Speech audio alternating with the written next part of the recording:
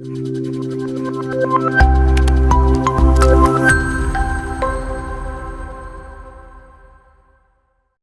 Everyone, how are you all. तो आज से हम शुरू करने वाले हैं अपने मैनेजरियल इकोनॉमिक्स का सिलेबस। आज हम स्टार्ट करने वाले हैं विद ब्लॉक 1, जिसके अंदर हम करेंगे सबसे पहले यूनिट 1। ठीक है, और यूनिट 1 हमारी कौन सी है? Scope of managerial economics. ठीक है, इसमें हमारे पास यूनिट 1 में there is only the basic part कि क्या होता है मैनेजरियल इकोनॉमिक्स का, नेचर क्या है, कैरेक्टरिस्टिक्स क्या है, सिर्फ ये सब चीजें। ठीक है, चलिए लेट्स गेट स्टार्टेड। ओके, अच्छा नाउ हम सबसे पहले इसमें क्या देखेंगे कि कंटेंट क्या है, हम क्या मतलब अब देखते हैं सबसे पहले हम क्या पढ़ने वाले हैं इसमें। ठीक है, अच्छा सबसे पहले we'll see what is managerial economics. ठीक है, उसके बाद हम देखेंगे नेचर ऑफ मैनेजरियल इकोनॉमिक्स। ठीक है, then we have scope of managerial economics. ठीक है, then we have definitions by some philosophers. ठीक है, then we have managerial economics and other disciplines. ठीक है, then we have economic analysis, फिर characteristics है मैनेजरियल इकोनॉमिक्स के, then summary and then questions. ठीक है, चलिए अब स्टार्ट करते हैं। तो अच्छा, आप लोगों को पता है कि मैनेजरियल इकोनॉमिक्स होता क्या है? अच्छा, as I have already told you guys in the introduction part कि managerial economics is the combination of two terms. क्या कौन कौन सी? एक मैनेजमेंट है and the other one is economics. अच्छा, मैनेजमेंट क्या होता है? इस तरह से काम करवाना औरों से कि हमारा जो एम है वो क्या हो जाए, अचीव हो जाए एफिशिएंटली एंड इफेक्टिवली। करेक्ट। और इकोनॉमिक्स क्या था? Study of scarce resources. Correct. इन दोनों को जोड़ के क्या बनता है हमारे पास? Managerial economics. कि कैसे हम अपना काम एफिशिएंटली करवाते हैं, वो होता है managerial economics. Correct. Now let's read जो डेफिनेशन हमने मैं यहाँ पे लिखी है। ठीक है, मैनेजरियल इकोनॉमिक्स क्या होता है? Is the stream of management studies that emphasises solving problems in businesses using the theories in micro and macro economics. ठीक है, सिर्फ माइक्रो एंड मैक्रो इकोनॉमिक्स से नहीं बल्कि इकोनोमेट्रिक्स के भी कुछ कंसेप्ट यूज होते हैं। With the help of those as well हम क्या करते हैं, अपनी जो भी हमारे मैनेजमेंट में हमारी जो भी प्रॉब्लम्स आती है उनको क्या करते हैं, सॉल्व करते हैं। ठीक है, this branch of economics is used by firms to not only find the solutions of the problems in daily running but for long term planning. सिर्फ डे टू डे के लिए नहीं but for a long term planning भी हम क्या करते हैं, managerial economics को यूज करते हैं। ठीक है, चलिए अब आगे देखते हैं। अच्छा, now we have nature of managerial economics. ठीक है, कि नेचर क्या है। अच्छा, इसमें हम सबसे पहले क्या लिखेंगे कि सबसे पहले आपको मैंने जो बताया मैनेजरियल इकोनॉमिक्स किससे बना है? मैनेजमेंट से एंड इकोनॉमिक्स से। मैनेजमेंट क्या बताया मैंने आपको? इस तरह से अपना काम करवाना कि हमारे रिसोर्सेज क्या है, एफिशिएंटली और इफेक्टिवली यूज हो जाए, और हमारा एम भी क्या होगा, रिसोर्सेज हमारे जो रिसोर्सेज है वो यूज हो जाए एफिशिएंटली। ठीक है, और हमको एम क्या है हमारा, कंप्लीट हो जाए एफिशिएंटली एंड इफेक्टिवली। और इकोनॉमिक्स क्या बताया था आपको मैंने? Study of scarce resources. Correct. अच्छा, now let's read from the slide. क्या लिखा है कि management is coordination, an activity और एन ऑनगोइंग प्रोसेस। ठीक है, a purposive process and the art of getting things done by others. ठीक है, इसमें एफिशिएंटली एंड इफेक्टिवली वर्ड चला गया, वो भी इसमें ऐड कर दीजिएगा कि एफिशिएंटली एंड इफेक्टिवली जब हम ये काम करते हैं तो उसको क्या बोलते हैं? मैनेजमेंट बोलते हैं। ठीक है, on the other hand economics क्या होता है? Economics is engaged in analyzing and providing answers to manifestation of the most fundamental problem of scarcity. ठीक है, scarcity of resources result from two fundamental facts of life. Scarcity क्यों होता है? Because of the two facts of life. कौन कौन से? कि एक तो है कि human want are virtually unlimited and insatiable. मतलब human wants क्या है? बहुत सारी हैं, they are unlimited. ठीक है, अगर एक कंप्लीट जाती है तो वो बोलता है नहीं मुझे कुछ और चाहिए, वो कंप्लीट जाती नहीं मुझे कुछ और चाहिए। Human wants are unlimited, they are कि कभी सेटिस्फाई ही नहीं हो सकती ह्यूमन वांट्स। ठीक है, and the other one is economic resources to satisfy these human needs are limited. Now need हमारी वांट्स क्या है? They are unlimited, but the resources जो हम जिनसे वो सेटिस्फाई होंगे वो क्या है? अनलिमिटेड। वो कम है, वो ज्यादा है। ठीक है, अच्छा now let's C. Now I have a diagram है। अच्छा, now what is scarcity? Scarcity क्या होगा? जब हमारे पास क्या है, लिमिटेड रिसोर्सेज है, क्या है, कम रिसोर्सेज है, और चॉइसेस क्या है, वी हैव अनलिमिटेड चॉइसेस, तो क्या होगा? स्कार्सिटी हो जाएगा। ठीक है, फॉर एग्जाम्पल वी हैव आपको ब्रेकफास्ट करना है और आपके पास आटा है। Now you have atta but you also you want roti. ठीक है। यू ऑल्सो वांट कि है तुमको आपने पराठा खाना है आलू का, ठीक है। नाउ यू ऑल्सो वांट कि नहीं मुझे प्लेन पराठा भी खाना है एक, ठीक है। अब आप बोलेंगे नहीं मुझे उसके साथ गोभी का पराठा भी खाना है एक, ठीक है। अब एक सिंपल आटे से आप इतने सारे बना सकते हैं, चॉइसेस आर अनलिमिटेड, लेकिन अब वो आटा जो है वो सिर्फ एक पराठे के लायक ही आटा है। लेकिन आपकी चॉइस रिसोर्स क्या हो गया? आटा कितना हो गया? कम है, एक पराठे के लायक है, लेकिन आपको कितनी चीज़ें खानी है? आपको प्लेन पराठा भी खाना है, आपको चपाती भी खानी है, आपको आलू का पराठा भी खाना है, आपको गोभी का पराठा भी खाना है, ठीक है? तो चॉइसेस क्या होंगी? अनलिमिटेड। वांट क्या है आपकी? अनलिमिटेड, ठीक है? और रिसोर्स क्या है? लिमिटेड। तो ये क्या हो गया? स्कार्सिटी की प्रॉब्लम, ठीक है? अच्छा, नाउ स्कार्सिटी में वी हैव 3 क्वेश्चंस जो हम देखते हैं जब स्कार्सिटी ऑफ होता है हमारे पास ऑफ रिसोर्स होता है। कौन-कौन से? कि what to produce. What to produce का मतलब कि क्या प्रोड्यूस किया जाए? कैपिटल गुड्स, ठीक है? या कंज्यूमर गुड्स, ठीक है? कैपिटल गुड्स होती हैं जो कैपिटल गुड्स होती हैं जो हमारी बेसिकली फिक्स्ड एसेट्स वाली गुड्स होती हैं, ठीक है? कंज्यूमर गुड्स होती हैं जो कंज्यूम वाली होती हैं, ठीक है? कंज्यूमर गुड्स में हमारे पास जो भी हम कंज्यूम करते हैं जैसे कि ग्रोसरीज आपकी आइटम आ गई हमारी, ठीक है? ये सब आता है कंज्यूमर में। और कैपिटल में आता है हमारे पास आर्मरी प्रोडक्ट्स, आर्मर प्रोडक्ट्स हो गए, गन, मशीन गन्स, ठीक है? ये सब किसमें आएगा हमारे पास? क्या बोलते हैं हमारे पास मशीन्स हो गई, वो किसमें आएगा? कैपिटल गुड्स में। कि कौन-सा प्रोड्यूस किया जाए, ठीक है? नाउ हाउ टू प्रोड्यूस क्या होगा? अच्छा सोचिए क्या होगा हाउ टू प्रोड्यूस कि किस तरह से प्रोड्यूस किया जाए, ठीक है? इसमें हमारे पास we have 2 techniques in here. कौन-कौन सी? एक होती है कैपिटल इंटेंसिव टेक्निक, एक होती है लेबर इंटेंसिव टेक्निक, ठीक है? कैपिटल इंटेंसिव टेक्निक में क्या होता है? We use much of capital यानी कि हमारे पास क्या ज़्यादा यूज़ करेंगे हम मशीनरी ज़्यादा यूज़ करते हैं इसमें एंड लेबर को बहुत कम यूज़ किया जाता है। सिर्फ़ जो मशीन है उसको चलाने के लिए लेबर को यूज़ किया जाता है। बाकी हम किसको यूज़ करते हैं जब प्रोड्यूस करते हैं for the production of resources किसको यूज़ करते हैं? मशीन को, तो उसको क्या बोलते हैं? कैपिटल। व्हेयरएज़ जब हम सिर्फ़ और सिर्फ़ लेबर को यूज़ कर रहे हैं कि लेबर ही अपने हाथ से कपड़े बना रहे हैं, ठीक है? तो उसको क्या बोलते हैं हम? लेबर इंटेंसिव टेक्निक जहाँ लेबर ज़्यादा यूज़ हो रहा है, ठीक है? Now there is for whom to produce, ठीक है? फॉर व्हॉम टू प्रोड्यूस में आएगा कि कौन से सेक्टर के, कौन से सेक्शन ऑफ आवर उनके लिए प्रोड्यूस करें। जैसे जिनके पास मिडल पर्सन है, ठीक है?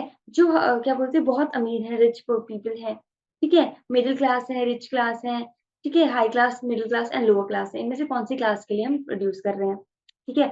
अगर हम लोअर क्लास के लिए कर रहे हैं, तो हम बहुत इंफीरियर गुड्स का प्रोडक्शन करेंगे, जैसे डालडा, ठीक है? या फिर कोई भी मतलब सस्ती क्वालिटी का प्रोडक्ट करेंगे क्योंकि हमको प्राइसेज़ में कम चाहिए होता है, तो हम सस्ती क्वालिटी ऐसी रिसोर्सेज़ को यूज़ करते हैं। अच्छा अगर मिडल क्लास में चाहिए होता है, तो हम क्वालिटी भी ओके-ओके रखते हैं एंड प्राइसेज़ भी ओके-ओके वाला चाहिए, ठीक है? व्हेयरएज़ अगर क्या बोलते हैं हमारे पास हाई क्लास है, तो क्या होगा हमारे पास? हम क्या करेंगे? हम अच्छी सुप्रीम क्वालिटी का रखेंगे। करेक्ट? ऐसे होता है कि किसके लिए प्रोड्यूस किया जाए हम, कौन से तरीके की गुड प्रोड्यूस करेंगे उसके ऊपर निर्भर करता है। अगर हम लग्ज़रियस गुड प्रोड्यूस कर रहे हैं, तो हम किसके लिए कर रहे हैं? कौन से सेक्टर के लिए कौन से पीपल के लिए कर रहे हैं? जो रिच क्लास है या फिर अपर मिडल क्लास के हैं, करेक्ट? और अगर हम डालडा वगैरह प्रोड्यूस कर रहे हैं, तो हम किसके लिए कर रहे हैं? जो कि लोअर क्लास के हैं, ठीक है? चलिए अब आगे देखते हैं। नाउ वी हैव कि मैनेजरियल इकोनॉमिक्स क्या होता है? साइंस भी होती है और क्या होता है? आर्ट भी होता है क्योंकि इसमें आर्ट ऑफ डिसीजन मेकिंग होता है और साइंस क्यों? क्योंकि इसमें एम्पिरिकल थ्योरीज़ होती हैं। एम्पिरिकल थ्योरीज़ मतलब जैसे माइक्रो और मैक्रो में थ्योरीज़ आती है ना और उसके साथ-साथ स्टैटिस्टिक्स आता है। साइंस में हमारे पास आपने देखा होगा साइंस में हमारे पास फिज़िक्स में we use so many formulas correct? तो वही होता है इसमें भी। हम मैनेजरियल इकोनॉमिक्स में भी वी यूज़ अलग-अलग कांसेप्ट्स ऑफ इकोनोमेट्रिक्स जिसमें रिग्रेशन वगैरह आता है वो आगे हम देखेंगे, ठीक है? तो उसको यूज़ किया जाता है तो इसलिए हम इसको साइंस भी कहते हैं क्योंकि एम्पिरिकल थ्योरी होती है। क्या होती है? Empirical theory. आर्ट क्योंकि because art of decision making होती है। क्या होती है? आर्ट ऑफ डिसीजन मेकिंग, ठीक है? अच्छा, अब ये हमको और क्या हेल्प करता है कि हम ऑप्टिमम यूटिलाइज़ेशन करें किसका? जो भी स्कार्स रिसोर्स है मतलब जो लिमिटेड रिसोर्सेज़ हैं उनको अच्छे से यूज़ करें कि उनकी बिल्कुल भी वेस्टेज ना हो, ठीक है? अब आगे क्या है? हमको डिसीजन मेकिंग प्रोसेस में हेल्प करता है। ठीक है? इसमें हेल्प करता है डिसीज़न मेकिंग में कि हम कौन से प्रोड्यूस करें, कि कैपिटल इंटेंसिव, लेबर इंटेंसिव कौन सी टेक्निक इस्तेमाल करें, ठीक है? और कौन से सेक्टर के लिए प्रोड्यूस करें, ये सब चीज़ें, ठीक है? अगला है कि इसमें हमारे पास कंपोनेंट्स किस चीज़ कौन-कौन से होते हैं? Micro economics, macro economics and econometrics इनके कंपोनेंट्स होते हैं। माइक्रो के क्या हो गया? डिमांड सप्लाई, ठीक है? और बाकी चीज़ें एग्ज़ाम्पल दे रही हूँ डिमांड सप्लाई और बाकी चीज़ें। मैक्रो की जीडीपी, नेशनल इनकम, ये सब। Econometrics regression analysis, time series, trend, ये सब। ठीक है। अच्छा, और ये क्या होता है? डायनेमिक इन नेचर, मतलब इट कीप्स ऑन चेंजिंग। ठीक है, क्या होता है? It keeps on changing. अच्छा, और इसमें हमारे पास वेरियस टूल्स एंड प्रिंसिपल्स को भी यूज किया जाता है, जैसे कि ओआर यानी कि ऑपरेशन रिसोर्स, एचआर मतलब human resource, marketing, accounting, finance, etcetera. Okay, now let's see आगे। Okay, now we have scope of managerial economics. ठीक है। अच्छा, स्कोप में क्या आएगा हमारे पास कि ये कहाँ कहाँ हम इसको इस्तेमाल करते हैं, कैसे कैसे। ठीक है। Managerial economics draw on economic analysis for such concepts as, किस किस के कंसेप्ट में यूज करते हैं मैनेजरियल इकोनॉमिक्स? कॉस्ट के लिए, डिमांड में, प्रॉफिट में, कंपटीशन। ओके, ये हम आगे, अब अभी आप ये पढ़िए, आगे जो चैप्टर्स है उसमें आपको समझ आ जाएगा कि कहाँ कहाँ जो टॉपिक, ये आपके चैप्टर्स के नेम है बेसिकली। तो आप जितने भी चैप्टर्स आप पढ़ेंगे ना, उन सबको कंपाइल करके आप स्कोप में लिख सकते हैं। ठीक है।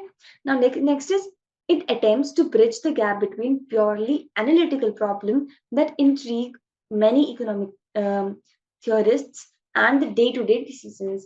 अच्छा, जो भी प्योरली एनालिटिकल प्रॉब्लम है उसको, और डे टू डे जो डिसीजन मेकिंग कर रहे हैं उनके बीच का जो गैप है उसको फिल करने में हेल्प करता है। ठीक है। Then we have, it offers powerful tool and approaches for managerial policy making। Tools and principles देता है हमको, जो हमको मैनेजरियल डिसीजन मेकिंग में हेल्प करता है। अच्छा, एग्जांपल क्या हो जाएगा हमारे पास स्कोप में कि कौन कौन से हमारे पास कंसेप्ट आते हैं इसमें? Demand, supply, cost, production, profit, competition, market के बारे में, ये सब आते हैं। ठीक है, अब आगे देखते हैं हम। Now we have, managerial economics is concerned with applications of economic concepts and analysis to problem of formulating rational managerial decisions। ठीक है, rational managerial decision में help करता है ये। अच्छा, now we have four group of problems जिसकी decision making में हमको managerial economics help करता है। क्या है? फोर ग्रुप ऑफ प्रॉब्लम्स की, फोर कौन सी वो प्रॉब्लम्स है जिसमें मैनेजरियल इकोनॉमिक्स हमको हेल्प करता है? बेसिक फोर जो प्रॉब्लम्स। ठीक है। सबसे पहला है रिसोर्स एलोकेशन, जो हमने ऑलरेडी पढ़ा। क्या अभी तक स्कार रिसोर्सेज पढ़ रहे थे? कम रिसोर्सेज है और अनलिमिटेड चॉइसेस है। तो अब हम जो कम रिसोर्सेज हैं उनको कैसे हम सही करेक्ट करेक्ट जगह पे उस रिसोर्स को एलोकेट करें कि कम से कम वेस्टेज हो। ठीक है, और हमारा क्या हो, प्रोडक्शन अच्छा हो जाए। इसको क्या बोलते हैं? Resource allocation. की रिसोर्स को ऐसे एलोकेट करना, ऐसे लगाना कि मैक्सिमम हमको क्या मिले, आउटपुट की प्रोडक्शन हो। ठीक है, वेस्टेज मिनिमम, मिनिमम क्या हो ही ना, या फिर ठीक है ऐसे करते हैं। एफिशिएंटली और effectively utilisation of all the resources, resource allocation तो ये हो गया। Then we have inventory and queuing problem. अच्छा, इन्वेंट्री प्रॉब्लम का मतलब होता है हमारे पास कि कितनी इन्वेंट्री को हम अपने पास होल्ड करके रखें। एक, अच्छा, एक बड़ी फर्म है हमारे पास, तो ऐसा तो है नहीं कि वो आज प्रोड्यूस कर रही है, उसी को आज सेल कर दिया, आज प्रोड्यूस आज सेल, नहीं। क्या कर दिया, आज प्रोड्यूस करा है, थोड़ा क्वांटिटी सेल कर देगी, 70%, 30% उसके पास स्टॉक रहेगा। करेक्ट। कि आगे अगर इन केस हमारे पास कभी भी सप्लाई, मतलब हमारे पास अपनी प्रोडक्शन कम है बिकॉज ऑफ सम प्रॉब्लम्स, तो हम उनको भेज दें, या फिर जब डिमांड बहुत ज्यादा हो रही है तो जो हमारे पास स्टॉक है उनको कर दें आगे। करेक्ट। अच्छा, तो अब क्या होता है, इन्वेंटरी ना तो बहुत ज़्यादा होनी चाहिए, ना ही बहुत ही कम होनी चाहिए। अच्छा, बहुत कम क्यों नहीं होनी चाहिए? कि अगर बहुत कम है मान लो, तो जब भी हमारे पास डिमांड इंक्रीज़ होगा तो हम कैसे उस डिमांड को पूरा कर पाएँगे? अगर हमारे पास सप्लाई के लिए स्टॉक ही नहीं है, इन्वेंटरी ही नहीं है, तो जब डिमांड ज़्यादा होगी तो हम क्या भेजेंगे? तो हमको क्या हो जाएगा उस टाइम? लॉसेस हो जाएँगे, करेक्ट? अच्छा, और अगर ज़्यादा होगी इन्वेंटरी तो क्या होगा? ज़्यादा इन्वेंटरी है। अच्छा, अगर आप क्या करते हैं, अपने पास बहुत सारा स्टॉक किसी चीज़ का सँभाल के रखते हैं, बहुत सारा, मान लो आपने क्या रख दिया अपने पास, मैगी रख दी। तो आप देखेंगे, आपने आपने मान लो 100 packets of Maggi for 1 week रख लिया अपने पास। ठीक है? अब आप, only for you, only for you to consume, ठीक है? तो आप देख सकते हैं कि अब ऐसा तो नहीं कि रोज़ आप मैगी खाओगे, रोज़ खा के भी परेशान हो जाओगे, करेक्ट? अच्छा, और वो जो मैगी आपकी पड़ी है वो क्या होगी? खराब हो जाएगी, है ना? तो वैसे इन्वेंटरी अगर ज़्यादा रखेंगे तो एक तो वो खराब होने का डर है, लॉस होने का डर है उसमें, कि वो खराब हो जाएगी, फिर वो वेस्ट हो जाएगी, करेक्ट? और उसके साथ-साथ क्या, कि अगर हम सप्लाई भी ज़्यादा कर दें, जो इन्वेंटरी है उसको भी ज़्यादा भेज दें, तो क्या हो जाता है, प्राइसेज़ क्या हो जाते हैं, सब सप्लाई ज़्यादा कर देते हैं, तो प्राइस क्या हो जाते हैं हमारे, कम हो जाते हैं। ठीक है? Next we have queuing problem. क्या है? Queuing problem. अच्छा, क्यूइंग प्रॉब्लम का मतलब है कि हम, इसमें प्रॉब्लम क्या, इसमें क्यूइंग प्रॉब्लम का मतलब है कि problem of using an additional unit. ठीक है, कि प्रॉब्लम किसी ये क्यूइंग प्रॉब्लम किससे रिलेट करती है कि जब हम एक additional unit of any resource हम लगाते हैं, तो वो जो एडिशनल यूनिट लगाने का जो प्रॉब्लम होता है उसको हम बोलते हैं क्यूइंग प्रॉब्लम। ठीक है? अच्छा, next we have pricing problem. अच्छा, प्राइसिंग प्रॉब्लम क्या होगा? अब देखिए, हर प्रोडक्ट का डिफरेंट प्राइस होता है, ये आप सबको पता है। हर प्रोडक्ट का there is different price for every product, है ना? एंड नाउ एवरी प्रोडक्ट के अलग-अलग प्राइसेस हैं, तो हमको अलग-अलग प्राइसिंग स्ट्रैटेजीज चाहिए, है ना? अलग-अलग प्रोडक्ट है, अलग-अलग प्राइसिंग स्ट्रैटेजीज चाहिए। तो उसी प्रॉब्लम को, प्राइस को कैसे फिक्स किया जाए, कौन-सी स्ट्रैटेजी यूज़ किया जाए, उसको क्या बोलते हैं? Pricing problem. ठीक है? Next we have investment problem. अच्छा, we have a lot of proposals with us. Not that kind of proposal, but investment proposals. ठीक है? अच्छा, बहुत सारे इन्वेस्टमेंट के प्रपोजल हैं कि आप यहाँ भी इन्वेस्ट कर लो, यहाँ भी कर लो, वहाँ भी कर लो, अलाना-फलाना हर जगह कर लो। अब आप ऐसा तो है नहीं कि आप बोलोगे हाँ ठीक है, हम सब जगह इन्वेस्ट कर लेते हैं। नो, आप पहले क्या करोगे? एनालिसिस करोगे कि अच्छा कौन सा इन्वेस्टमेंट सबसे अच्छा है। तब जाके करोगे ना। तो इन्वेस्टमेंट प्रॉब्लम क्या होता है कि इन्वेस्टमेंट किस पे करें, उसकी जो हमको दुविधा आती है, जो प्रॉब्लम आती है, उसको क्या बोलते हैं? Investment problem. और इसको ठीक करने के लिए, मतलब इस प्रॉब्लम को ठीक करने के लिए हम क्या करते हैं? जो इस प्रॉब्लम को ठीक करने के लिए हम क्या करते हैं? डिस्काउंटिंग मेथड का यूज़ करते हैं। ठीक है? उससे हमको पता चलता है कि हमको आगे प्रॉफिट कितना होगा इसमें, फ्यूचर में, उस हिसाब से हम उसको सिलेक्ट करते हैं। ठीक है? आगे देखते हैं अब। अच्छा, now we have study of managerial economic. Study of managerial economics essentially involve the analysis of certain major subjects like, कौन से सब्जेक्ट्स हैं? जैसे कि फर्म का बिजनेस, द बिजनेस फर्म, जो फर्म है वो, और उसके ऑब्जेक्टिव्स। ठीक है? Demand analysis, estimation and forecasting, जो आपके पास आगे चैप्टर आएगा। प्रोडक्शन एंड कॉस्ट, ये भी आगे चैप्टर आएगा। प्राइसिंग थ्योरी एंड पॉलिसीज, ये भी चैप्टर है। Profit analysis with special reference to break even point, ये भी आपके पास टॉपिक है। Capital budgeting for investment decisions, ये आपके पास अकाउंटेंसी में टॉपिक आ जाता है, पर इसमें भी थोड़ा सा पार्ट है। एंड कंपटीशन, ये भी आपके पास पूरा गिवन है आगे। ठीक है? तो मैनेजर इकोनॉमिक्स में आप इन चीजों के बारे में पढ़ते हैं जो आपके पास आगे सिलेबस में सारा का सारा गिवन है। ओके, चलिए आगे चलते हैं। Now we have appropriate definitions. Now there were some philosophers जिन्होंने अपनी अपनी different definitions दी थी। ठीक है? अच्छा, now there was this philosopher named McNair and Merriam. इन्होंने क्या बोला कि managerial economics is the use of economic modes of thought to analyze business situation. ठीक है? क्या है मैनेजरियल इकोनॉमिक्स? कि हम इकोनॉमिक मोड्स को यूज करते हैं, ठीक है, ताकि हम एनालाइज कर सकें बिजनेस सिचुएशन को। ठीक है? Then there was another professor जिनका नाम था इवान जे डगलस। उन्होंने बोला managerial economics is concerned with application of economic principle. क्या कर रहे हैं? एप्लीकेशन कर रहे हैं इकोनॉमिक प्रिंसिपल और मेथोडोलॉजीज की, ताकि हम डिसीजन मेकिंग कर सके within the firm and organisation under the condition of uncertainty. ये सबको समझ आया? डेफिनेशन से डिफरेंट फिलोसोफर ने दी है। एक और डेफिनेशन यहाँ हमने ली है, क्या?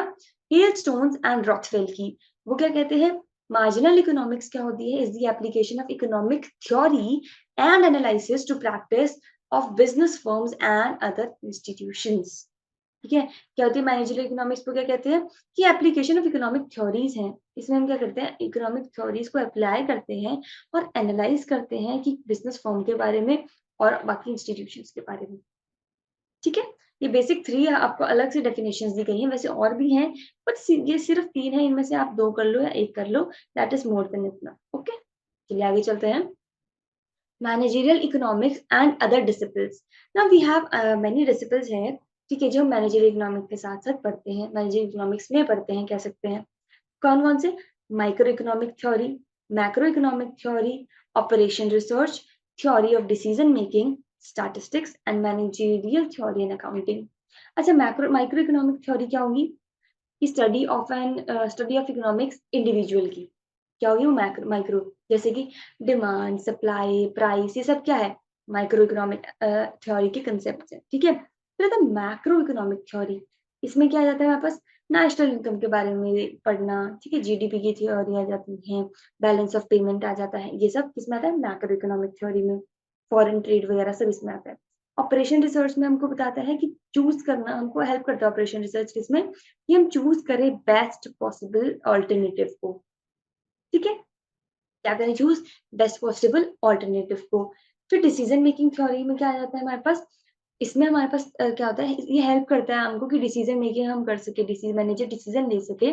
डिफरेंट थ्योरीज होती हैं जो हमको बताती हैं कि कैसे एक manager under the situation of uncertainty decision लेगा। ठीक है। फिर आता है स्टैटिस्टिक्स। स्टैटिस्टिक में हमारे पास एम्पेरिकल थ्योरीज होती हैं, जैसे कि टी टेस्ट हो गया, एफ टेस्ट हो गया, प्रोबेबिलिटी हो गया, मीन मोड मीडियन, ये सब आता है स्टैटिस्टिक्स में। ठीक है। Then we have management theory and accounting. Now we also have in here, क्या हम पढ़ते हैं इसमें, अकाउंटिंग प्रिंसिपल्स के बारे में थोड़ा सा पढ़ लेते हैं इसमें, अकाउंटिंग के बारे में और मैनेजमेंट थ्योरीज के बारे में। ठीक है। जैसे कि नेट प्रेजेंट वैल्यू आ जाता है इसमें, कॉस्ट के बारे में आता है थोड़ा, अकाउंटिंग कॉस्ट और इकोनॉमिक कॉस्ट के बारे में आता है। डिफरेंट काइंड ऑफ कॉस्ट पढ़ते पढ़ते हैं इसमें, डायरेक्ट, इनडायरेक्ट, एक्सप्लिसिट, इम्प्लिसिट, ठीक है, फिक्स्ड वेरिएबल, ये सब के बारे में पढ़ते हैं। ठीक है। चलिए आगे देखते हैं हम। Now we have economic analysis. अब इकोनॉमिक एक्टिविटी जो होती है ना, वो क्या होता है, constant effort to match ends to means because of scarcity of resources. ठीक है। अब हमारे पास वी ऑल नो कि स्कार्सिटी ऑफ रिसोर्सेज क्या होता है, जब we have unlimited wants but limited resources. ठीक है। तो स्कार्सिटी की प्रॉब्लम क्या होती है, जब कम रिसोर्सेज होते हैं, वांट्स क्या अनलिमिटेड है। तो ऑप्टिमल डिसीजन मेकिंग क्या कैसे करता है मैनेजर, जब वो हमारे जितने लिमिटेड रिसोर्सेज हैं उनको बहुत ऑप्टिमल यूटिलाइजेशन करे, उन रिसोर्सेज की इफेक्टिवली एंड एफिशिएंटली। ठीक है। वो क्या करता है, ऑप्टिमल इकोनॉमिक चॉइस करता है। ठीक है, considering objectives and constraints. Okay. अच्छा, this justifies and evaluation of managerial decisions through concepts, precepts, tools and techniques of economic analysis of the following types. Now we have different kind of economic analysis. ठीक है। 4 categories जिसमें हमको economic analysis दिए गए हैं। इसमें क्या है, सबसे पहले माइक्रो मैक्रो, फिर partial and general equilibrium analysis, फिर static comparative, static and dynamic analysis, फिर पॉजिटिव एंड नॉर्मेटिव। अच्छा, माइक्रो एंड मैक्रो एनालिसिस में क्या होगा, जैसे माइक्रो मैक्रो थ्योरी होती है ना, वैसे इसमें एनालिसिस होता है। अच्छा, माइक्रो एनालिसिस होगा इंडिविजुअल का एनालाइज करना इकोनॉमी में, और मैक्रो एज अ होल को एनालाइज करना। माइक्रो में क्या एनालाइज करते हैं, डिमांड को, सप्लाई को, ठीक है, कॉस्ट को।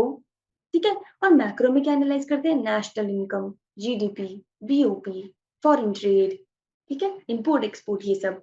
अच्छा, now we have partial and general equilibrium analysis.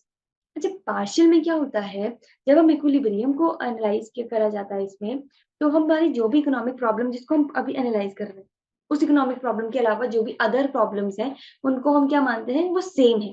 क्या है वो, सेम है। ठीक है। और एक जनरल इक्विलिब्रियम में मानते हैं कि जब हम इक्विलिब्रियम एनालिसिस करा जा रहा है ना, तो जो इकोनॉमिक प्रॉब्लम है अदर जिसको हम एनालाइज कर रहे हैं, उसके अलावा जो बाकी है वो क्या है, इक्वल है। क्या है, इक्वल। उसमें मानते हैं कि वो क्या है, सेम, इसमें मानते हैं इक्वल। ये अजम्पशन है इनकी, क्या है उसमें, सेम, इसमें इक्वल। ठीक है। Now we have static, comparative static and dynamic analysis. Static का मतलब नो चेंज, सेम, जो सेम रहेगा। कंपैरेटिव स्टैटिक का मतलब जो सिर्फ एक बार चेंज हो जाएगा, सब चेंजों के लिए वो एक ही बार चेंज होएगा, सिर्फ one time. For all the other time सिर्फ एक ही बार चेंज हो रहा है ये। ठीक है।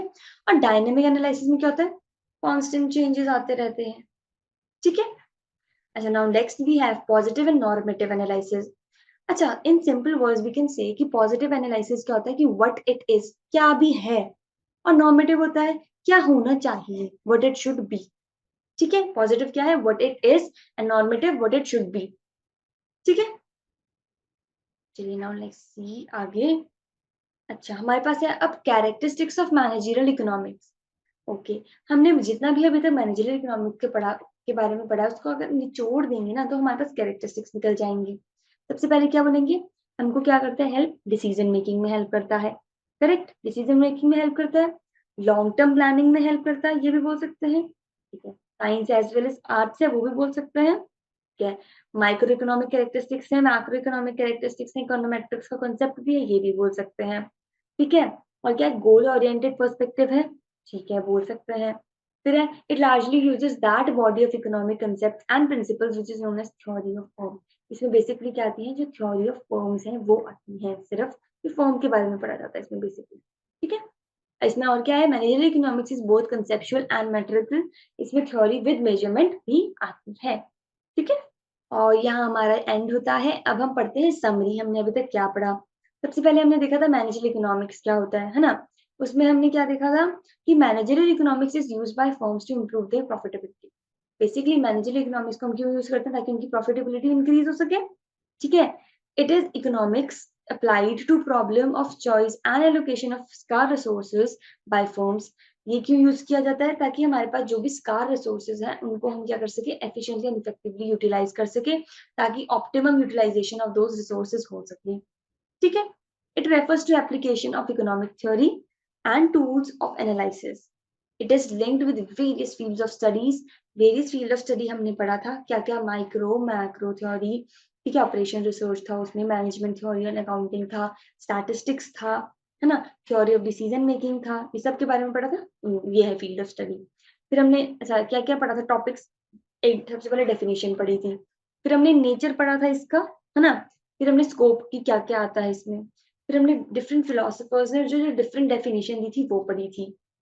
अच्छा, फिर हमने देखा था कैरेक्टरिस्टिक्स क्या है ना, बीच में हमने इसमें प्रॉब्लम्स भी पढ़ी थी, है ना। फिर क्या क्या थी प्रॉब्लम्स हमारे पास, एक तो हमारे पास resource allocation, inventory and queuing problem था, है ना। फिर और क्या था हमारे पास, क्या था, और इन्वेस्टमेंट प्रॉब्लम था, और लास्ट क्या था, प्राइसिंग प्रॉब्लम था। Correct, very good, okay. और हमने क्या पढ़ा था, एनालिसिस के बारे में पढ़ा था। We had 4 different kind of analysis. अच्छा, first one was micro and macro analysis, correct. Second one is positive and normative analysis, ठीक है जी। Third is static, comparative static and dynamic analysis, ठीक है। Fourth one was partial and general equilibrium analysis. Okay, now I have some questions here which I have prepared for you guys. In questions को अगर आप एक बार पढ़ेंगे और money मन ऐसे ही कर लें या फिर लिख कर देख लें, तो आपको पता चल जाएगा आपको कितना ये पूरा लेक्चर समझ आया है। ठीक है, आज सबसे पहले आपने बताना है व्हाट इज इकोनॉमिक्स। यहाँ पे इकोनॉमिक्स का मतलब मैनेजरियल इकोनॉमिक्स है। ठीक है, just have to tell what is managerial economics, उसके कैरेक्टरिस्टिक्स के बारे में लिखना है। देन वी हैव कि मैनेजरियल इकोनॉमिक्स साइंस है कि आर्ट्स है, ये बताना है। एक्सप्लेन करके मैंने आपको थोड़ा सा बताया था, वैसे ही करना है। फिर आपको बताना है 4 प्रॉब्लम्स, 4 ग्रुप ऑफ प्रॉब्लम कौन सी आती है in decision making and forward planning. ठीक है, then you have to tell the nature, scope and characteristics of managerial economics। ठीक है, और लास्ट क्वेश्चन क्या दिखा है इसमें कि some economic analysis that are used to evaluate managerial decision। Economic analysis के बारे में बताना है जो मैनेजरियल डिसीजन में हमको हेल्प करते हैं। ठीक है, ये क्वेश्चंस एक बार आप देख लीजिए। अगर आपको अच्छे से ये आपको एक बार पढ़कर आपको लगता है सारे आ गए हैं, that's very very very good. पर एक बार आप लिख कर देखेंगे तो और आपको इफेक्टिवली लर्न हो जाएगा। Okay, and that's it for today guys, thank you so much for listening very carefully। I hope आप सबको अच्छे से लेक्चर समझ आ चुका होगा। And now I'll meet you soon in the next lecture। Bye bye।